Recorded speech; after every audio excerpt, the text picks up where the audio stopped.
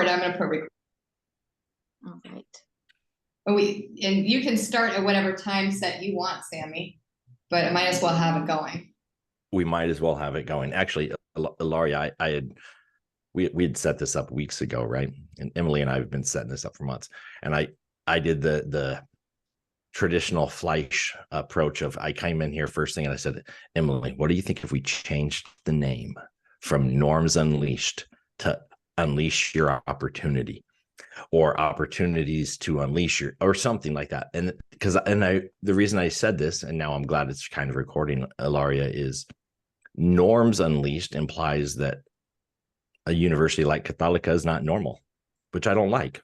But at the same time, the group that we're primarily reaching out to, it's not a normal university for them. So maybe the name's okay. So this is what I did to start with. And so, Emily, you're going to edit all of this out, so it's going to be great. Well, I may or may not, depending how great it is. But for me, the norms is geo-swerving their way of thinking and also talking about things that people don't usually talk about in education. So just breaking those norms too, because there are decent questions and there are fantastic questions, and kind of teaching those questions is part of the gig of counseling, I think.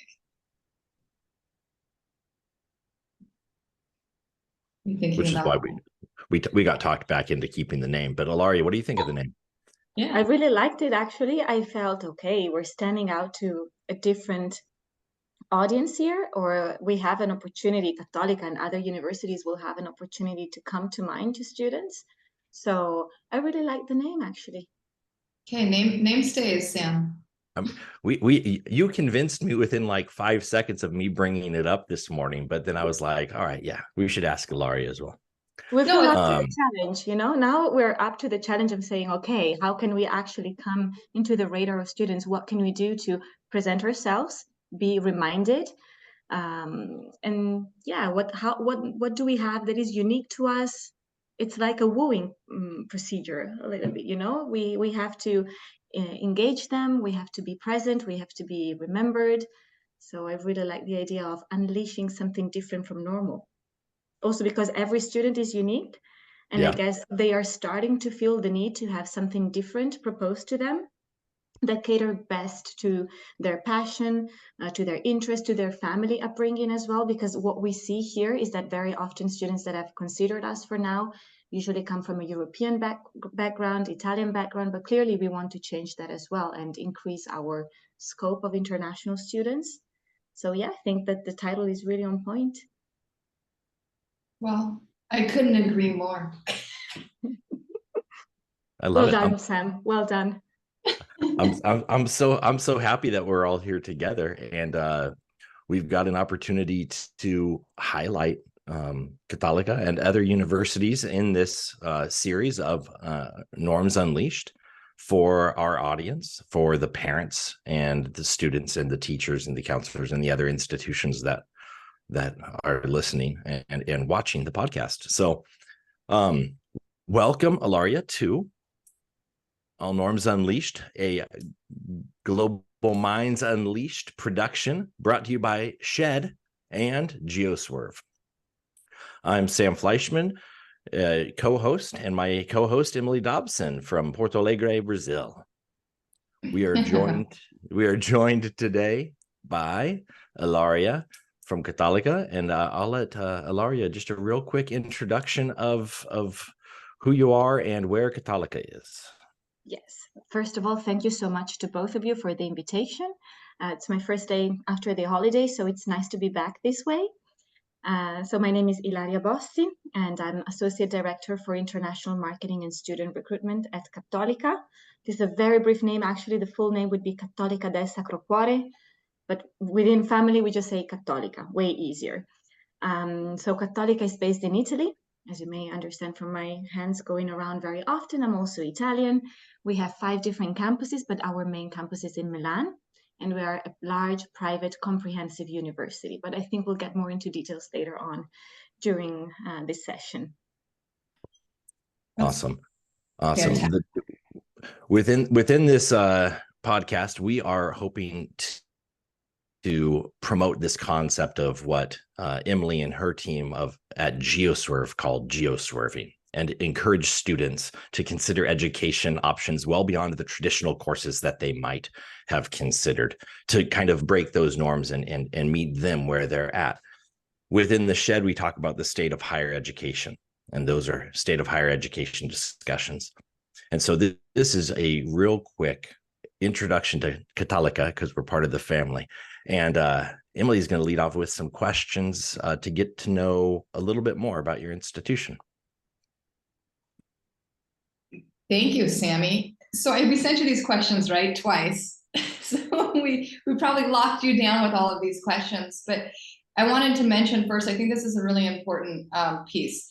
These questions actually come from the Certified Educational Planner website. It is the only place in the world where counselors can actually be certified by a test and a board of examiners. So it's great. We love these questions because we think they encompass all the things we want the kids to think about when they're doing their research. So this set of real questions, I'm going to bounce around on them.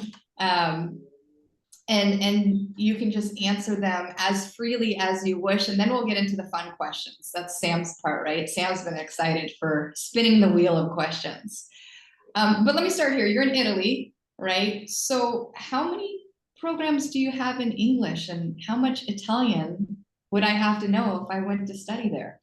I like this approach because very often this can be a barrier, like perceived barrier from students. So clearly Italy speaks Italian as their mother tongue, and Cattolica is an Italian university, but we are increasing the number of programs we teach in English. So overall we have more than 40, but because here we're targeting an undergraduate level of students, so both students, parents, and high school counselors, right now we have 7 programs taught in English, divided into different subjects. So for example, we have medicine and surgery, food production management, communication management, economics, business, finance, communication, psychology. So all of these are fully taught in English. And when I say fully, it means that the program that they're gonna be taught at is gonna be fully taught in English. But clearly, as we're based in Italy, and as there are hopefully interactions with other Italian students and the life outside the campus, we highly recommend that students at least consider the idea of learning Italian, not necessarily before they arrive, but at least once they're here. I think it's always nice, regardless of where you are, it's an asset to you if you want to stay here. But also it's nice to immerse yourself actually in the culture and what goes around beyond campus life. So necessarily to live and study, I would say not, but a very good add-on, a very strategic add-on, absolutely yes. That's fantastic. And you mentioned to stay here. Can kids stay after they're done with their program? Yes, they can absolutely stay. So we are part of the European Union. And I'm just saying that not because I want to mansplain anything, but I understand it's not necessarily in the ballpark of everybody. So Italy is part of the EU. And therefore, once they arrive in Italy, they would get a degree that is recognized and certified by also other European countries.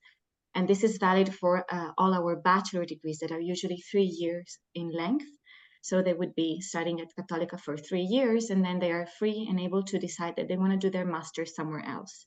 Spain, Germany, France, I think there are still very good terms to translate this towards the UK, as long as it is not part of the EU anymore.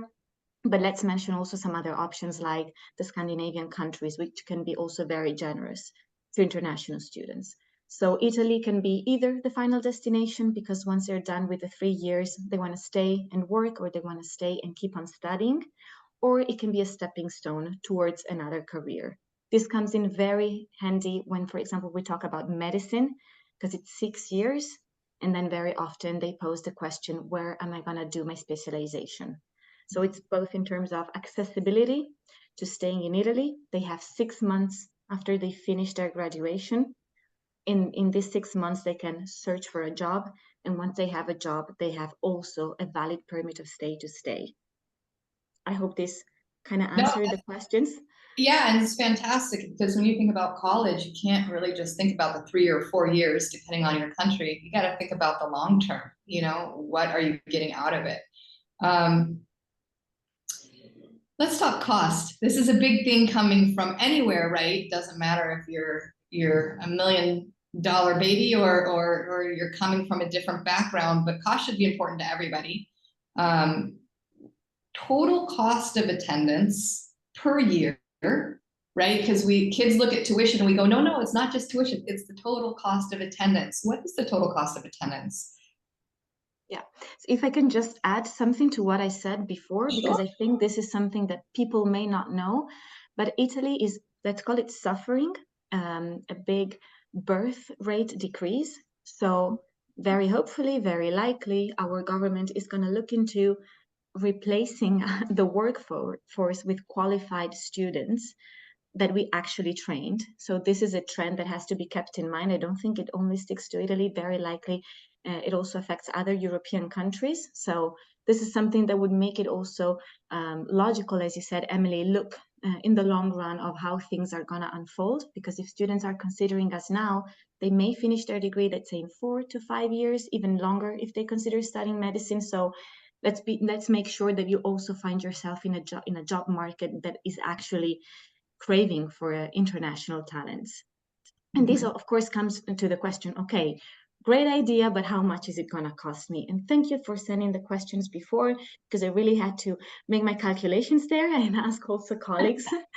And I wanted to give maybe figures in dollars, because I know this is what most students would be comfortable with. I know if I talk euros, in spite of having a very close conversion rate, maybe they're more comfortable talking dollars. So let's talk about the 3-year programs. And then let's make a clear division. So very often I get answered the question, does it make a difference whether I have an Italian passport or not? This is not the case for Italy. Usually what makes the difference is where you pay taxes. So regardless of your passport, the tuition fee depends on where you contribute, whether inside the European Union, that we are part of, as I mentioned before, or outside. Cattolica then specifically has very, I would say, advantageous policy for non-EU students, because we want to attract non-EU students. And so we are trying to have policy in place that allow us to make it a little bit more affordable. I would never say cheap, because cheap is a term that I don't like, but I would say affordable. So compared to the States, for sure, as you said, we have to take into consideration 2 parts of the game. First off, the actual tuition fee, and then the living cost. So considering the 3-year program, I would say it can be before scholarship $27,000 for the whole 3 years of education. Okay, and after scholarship, that would be $17,500 for the 3 years. So we have before scholarship or with scholarship, and it's 27 before or 17,500 after scholarship. And then to add, we have to add the living cost, which is roughly $40K for the 3 years. So all in all, 3 years of education would be around $65,000 to $67,000. Which could be 1 year in the US, right? I know. And I'm talking about scholarship. This is very unique to Cattolica, of course, because I was saying we have this policy of trying to attract international talent. Basically, because there's also quite a bit of competition, as long as a student has a very valid application and we admit them, then I would say that the scholarship stands a good chance of being awarded. So that's why I'm making calculations on actual costs. So what they should foresee of paying. There are additional scholarships that can be given from Cattolica and the state. Italy is very generous when it comes to this, and this would bring the cost of education to 0. So living costs still stand, but tuition fee would actually be reduced to almost 0. But we never say this is a guarantee. Actually, it's very competitive, and this can be done only once they are here. So they need to be enrolled. This is why we say, make your calculations, thinking best possible scenario. I'm being admitted, I'm getting the Cattolica scholarship, and this is what you stand for. Then, is it actually an option to apply to further scholarships? Absolutely yes, but do not count on them as if it was a given. No, that's to be taken for granted, I guess. No, that's fantastically clear. You talked a little bit about admissions. tell us about the admissions protocol. What's the expectation? What kind of kids are you looking for? What stands out to you? How can kids prepare? Yeah.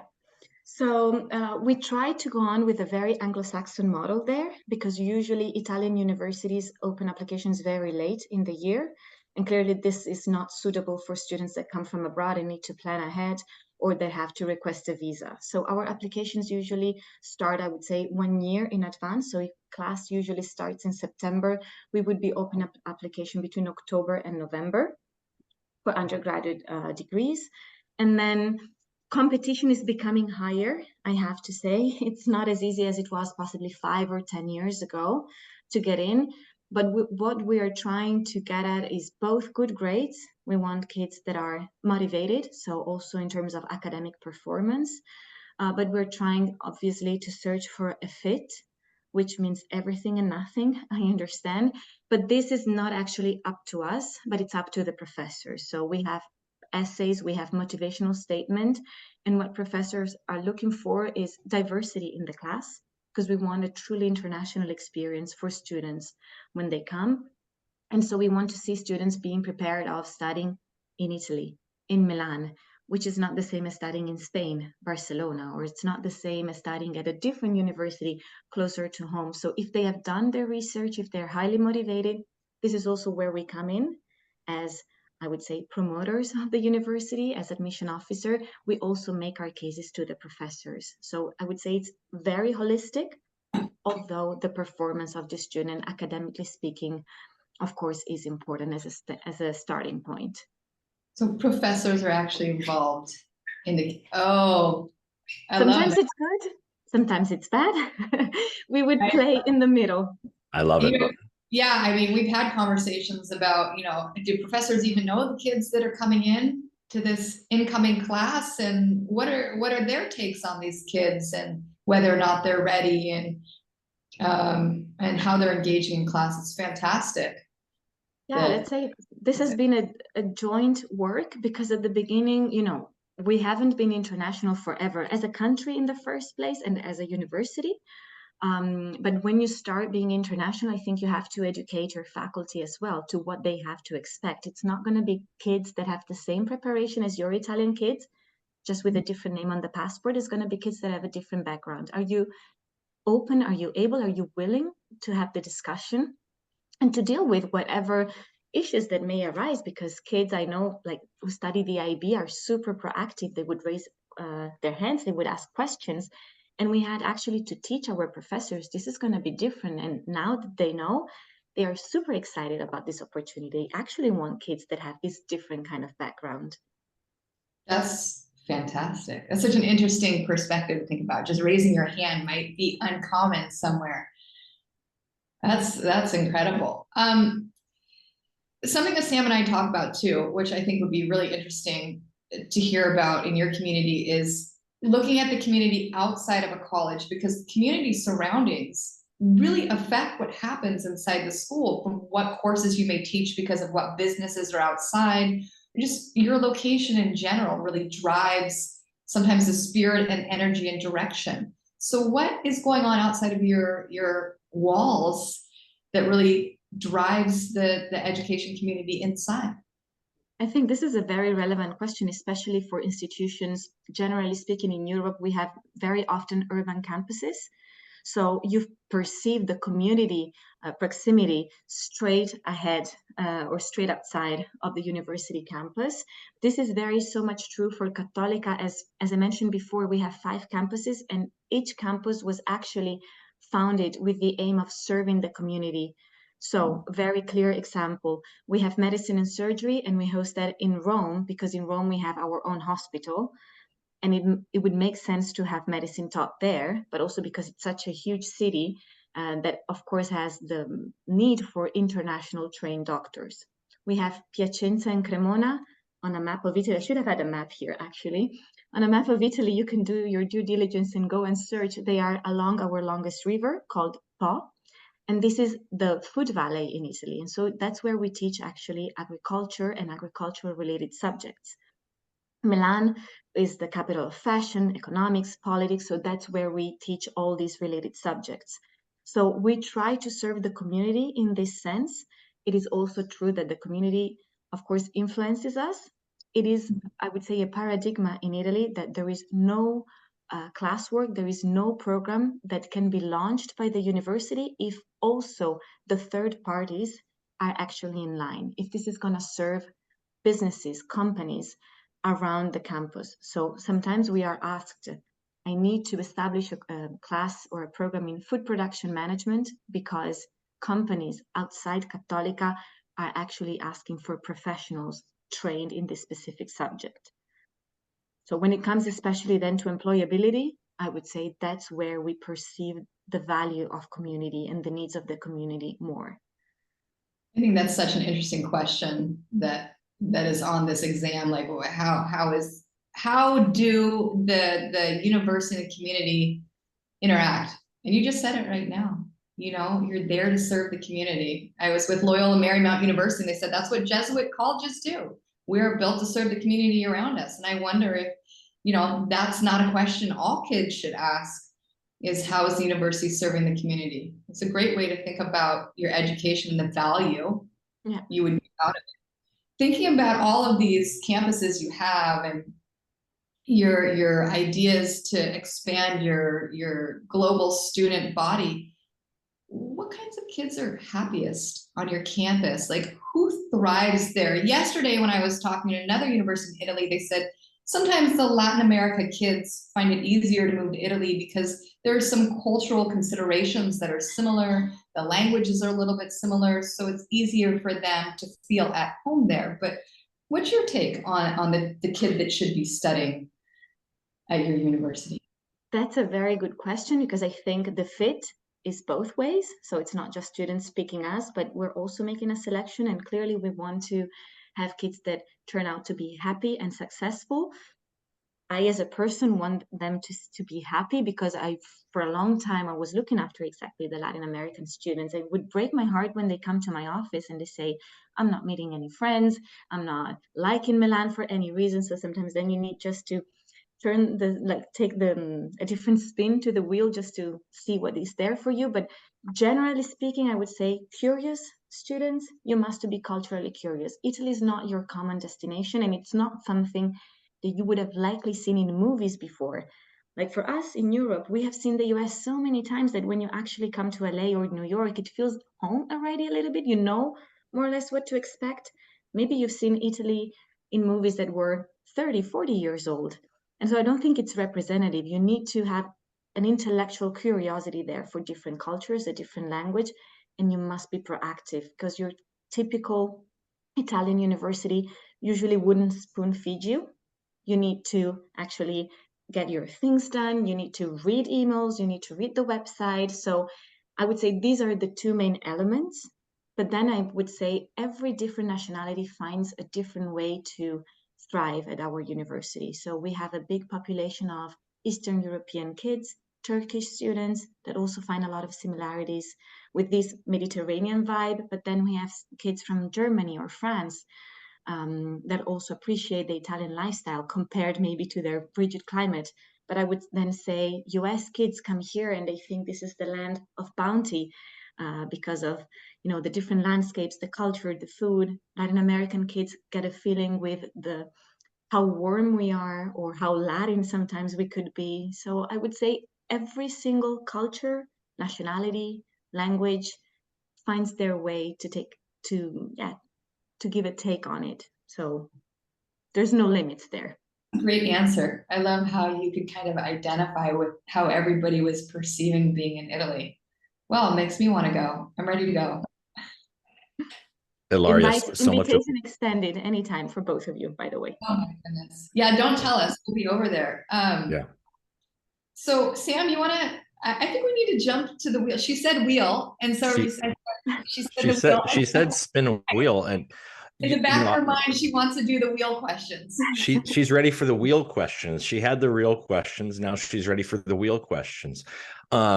So much, and I just want to thank you, Ilaria. So much of what you have said here is exactly why when I was in Hong Kong and I was in Singapore talking to students who only wanted to go to the US or Canada and maybe the UK, so much of what you said is why I pushed them to consider places throughout Europe, including Italy. My first time to Italy was exactly what you just described, from different cultures around the world. My time in Latin America, my time in Asia, my time growing up in the United States. I could see Italy from multiple areas in what you just described. And it's what I was trying to get my students to consider. So we've gotten a sense of Cattolica a little bit.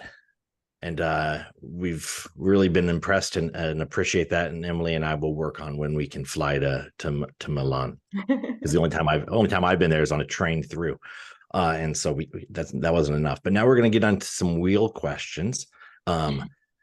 Emily, if you could give me sharing rights. To what do you need sharing rights? To spin the wheel.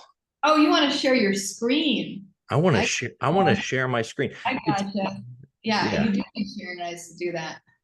I want to ask, while I'm giving sharing rights, just to make it clear, because I know somebody's going to ask us, Ilaria, can international students study medicine? Yes, absolutely. It's actually our largest cohort. We have, I would say, because it's changing every year, now 70 places available for non-EU passport holders and 30 for EU passport holders. This is a whole nother conversation that we need to have. We need to have multiple universities outside of the US, Canada, and the UK that allow for this. And we need to have almost a round table of it, I think. I agree. At some point. Let's unleash that norm. We're going to unleash it. Here we go. All right, I'm going to share this. It's nothing super. What am I sharing here? This one? Yeah. Okay. That's the one. All right, I'm ready for this. You're our first wheel spinner, Ilaria. I can't wait. I'm very excited. I'm going to shuffle. I'm going to shuffle up these questions here. I'm going to go full screen. We've got ads from Allstate up here, and we're going to spin this. Ilaria, I'm getting excited. This is going to be good. And these are questions that, they can lead to some interesting conversation. Absolutely. Oh, okay. Sam, are you ready with your accent? I'm ready. Oh, yeah. No, all I know is that I got to use my hands. Teach us a fun national language phrase. So I thought of two. One is super brief and easy, and the other one, I would say, it's a different definition of the fit. First off, easy. So very useful for you to know. When you do not know an answer to a question in Italian, you just say, boh. Boh. It is that. Boh. Boh. Yeah. Like, what do you want to study? Boh. So I got that every time I asked that question to a student for like 14 years as a school counselor. I know.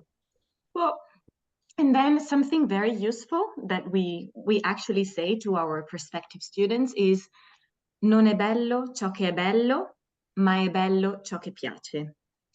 Literally translated would be beauty is in the eyes of the beholder, but the actual sentence would be, it's not nice what is nice, it is nice what you actually like. So you don't need to like Italy because Italy is nice, but you need to like it, as we were saying before, because you find something to it that makes you, I don't know, excited every time you think about it. Or it's not necessarily nice to think that you're going to study necessarily in one of the top destinations. You need to choose what you actually like. Oh, wow. So, okay. I'm not gonna repeat that one without probably you repeating it again, and at some point I'll probably need to read it. But can you one more time for us, Ilaria? Sure. So it is non è bello ciò che è bello, ma è bello ciò che piace. It's beautiful. It sounds beautiful. I can't say it. I'm gonna have to work on it like Sam. I'm gonna have to say it. Ciò che piace was the last one. Ciò che piace. Ciò che piace. What you like. Ciò che piace. Very good. Good, Sam. Thank you. I like how you got at the end. The intonation sounded correct to me. Very good. Just trying to figure out how I can get over to Italy. Use that phrase. All right, we're gonna do. I think we're gonna do one or two more. That one was fabulous. So this one, here we go. We're on Pickerwill. American Airlines is talking about flying us somewhere. We're gonna get rid of that ad. They're totally listening in. Hey, we've done two of those. We've done that one. Oh, well, they liked it. The wheel liked those. Otherwise, it is rigged. Let's see. I could spend a whole meeting talking in Italian. Oh, I love this Okay. question. So this question is the idea of, there are certain professors, you're in the office of admissions, there are certain professors at programs that maybe you wish more students were interested in, or that you just connect with somebody. So who is a professor at Cattolica that you would go out and hang out with on a weekend? Okay, so but this is valid only for kids that are 18 plus, right? Because that's the drinking limit, the drinking age limit in Italy. So I would pick Professor Poni. He's teaching food production management and viticulture and enology. So he knows a lot about Italian wine, and he has some different villas around the Mediterranean Sea where he produces his own wine. So definitely he's the kind of guy that I appreciate both personally and professionally, because he's also incredibly human. Every time we have a student that, I don't know, maybe doesn't have all the grades or doesn't have all the requirements, he's always the first one to plead the case. Can we please find a way to admit the student? So on both sides, I really like him, and I think he's great companionship for a weekend out. Sounds fantastic. Can you send us his email, please? I think yeah, Emily, go for it. No, I was gonna say, that's always a big question. All of my kids that go to Italy, I say, name one reason you want to go to Italy, and I think all of them say food. Food, yeah. Food. I cannot disagree. Occasionally, I had a kid the other day tell me that he would study in Italy, and that in retirement, this is how far ahead this kid is thinking, he wanted to own a vineyard. Oh, I thought, wow. cool answer. Who wouldn't? It's a lot of work. I've been thinking about that for a while as well, but it's a lot of work. I might go and work at that professor's vineyard. I might just I don't mind sleeping in one of the like sheds. The sheds. I can sleep in a shed and work the vineyard for him. No, that's a great answer. And a follow-up question for me would be, what about the applicant that may not have everything that the Professor Poni would want? What about him would say, you know what, we still need that kid in food production? I would say that our margin for every university in Italy has their autonomy. So we try to be as flexible as possible. The only restriction are posed by the government, I would say. Italy and the Italian government clearly gives us guidelines, and there are some guidelines that we're also working on fighting against. You may know, you may have heard, like if a student comes with an American diploma, we need 3 APs. That's something that we cannot decide that we have to require them, because if then the government is coming to check and we have kids who don't comply with those requirements, then we are in big troubles. And it's also, I would say, a fair play between us and the government to ensure quality, because this way the university cannot do whatever they want, but at the same time it's a compromise. It's a marriage between what we're pushing forward and what they are instead standing by tradition and ensuring the quality is there. So we are in open conversations with the government together with other universities in Italy. So we do as much as we can to be flexible. That's fantastic. And you need the AP, the advanced placement exam score, right? So you'd probably need a 3 or above. Yeah, exactly. One good thing to point out too, because AP is not offered everywhere, is kids can self-study for the AP and take the exam at one of the exam sites, which is usually one of the local high schools that offer AP to their own kids. So there is a way to take the advanced placement exams if it's not added to your curriculum at your school. So that's something that's a good, if you have to think about how to apply to a university you've just fallen in love with, which I'm sure a lot of people will after hearing this, there is a way to make that requirement happen. Yeah, absolutely. And if you don't know how that is, then you reach out to Emily or myself, students, and we'll help guide you along that way. And now this is going to be the final wheel question. So let's see. It's probably going to be a phrase in Italian. We covered the drinking age. Let's see. Okay. Okay. This might actually be my favorite. I know I said I loved them all, but Ilaria. Give your institution an award. You've won an award. What's the award called? So I'm gonna skip the food one because that would be too obvious, but working there and using the canteen, oh my gosh, I really have to watch it because we have pizza every day if we want to. So let's skip that award. Honestly speaking, to the advantage of students, I would say Cattolica has a very strong and varied international program. So once kids come to study with us and they want to expand their horizons, we have voluntary programs, like they can do charity work somewhere else, they can do teach a language in a different place, they can do for a summer winter program abroad, they can do their thesis research, they can do a semester abroad. I studied myself at Cattolica. Man, they hired me in the international office because they were sick of seeing my face, because I was constantly saying, okay, I'm going to do this, I'm going to do that. And Cattolica is super generous when it comes to scholarships to support this kind of experiences. And so honestly speaking, I think we're possibly the strongest in Italy when it comes to that. So definitely the international opportunities abroad. That's the award I would give ourselves. So what I heard there was pizza and possibility. That's the Pizza and Possibility Award. You got stuck with the first part of the sentence. I shouldn't have said that. That was good, Sam. Leave it to Sam to put it all together. Well, I think Ilaria, you and Cattolica have put it all together. The integration, not just with the professors, the integration with the government, the integration with the local businesses, the price point, the opportunities that students have, whether they're going to Italy because they like the pizza or they're going to Italy because they know Cattolica provides the possibilities. Whatever it is, like what you've done here is you've brought together a lot of aspects. And I know we've only really just scratched the surface of Cattolica. So students, parents, counselors, universities, go check out the website, go connect with Ilaria on LinkedIn and figure out more ways to learn whether Cattolica is the best fit for them. And I think what you said, fit means everything and nothing. You said that earlier, and I loved that as well. And so before we get into the excitement about the next episode of Norms Unleashed, can you say that last Italian phrase one more time for us? Yeah.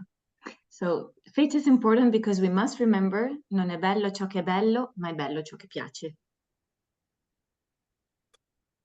Wow. Thank you so much, Ilaria. And Emily, thank you for the real questions.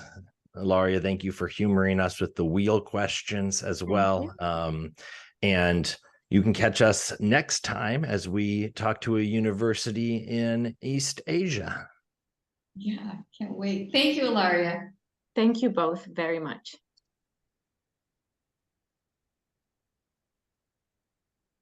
All right, I'm going to stop the recording now.